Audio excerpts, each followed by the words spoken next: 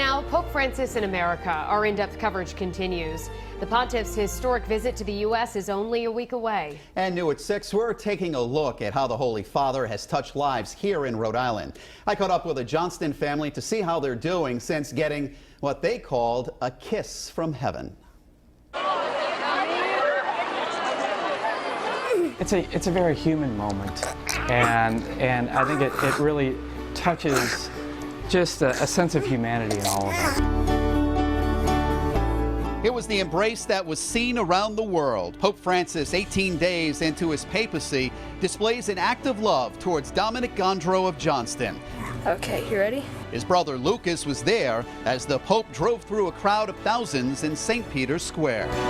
I started off thinking, that kid looks kind of like Domenic. And then he started smiling and I'm like, that kid is Domenic.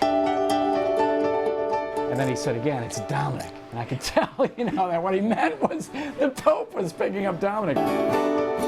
That's when I looked at the Jumbotron and was just blown away and moved to tears. Domenic's mother, Christiana, told me it was a kiss from heaven.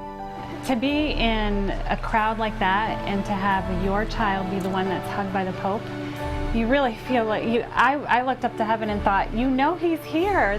And I really felt like God had made contact and kissed Domenic in that crowd.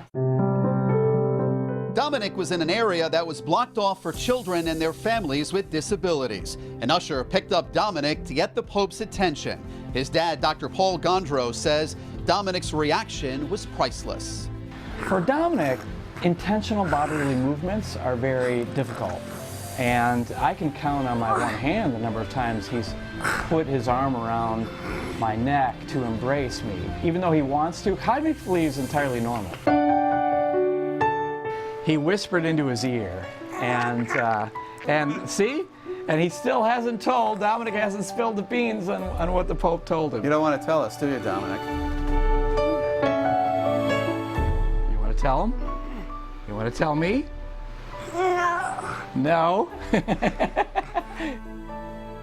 Such a great story. Our in-depth coverage of Pope Francis in America continues all week ahead of his trip to the East Coast. We'll bring you more stories of how he's touched the lives of people living here in southern New England. Then next week, my colleague Danielle North will be in Washington, D.C., where the Pope will begin his U.S. journey, and I'll be giving you more coverage from the Pontiff's stop in Philadelphia.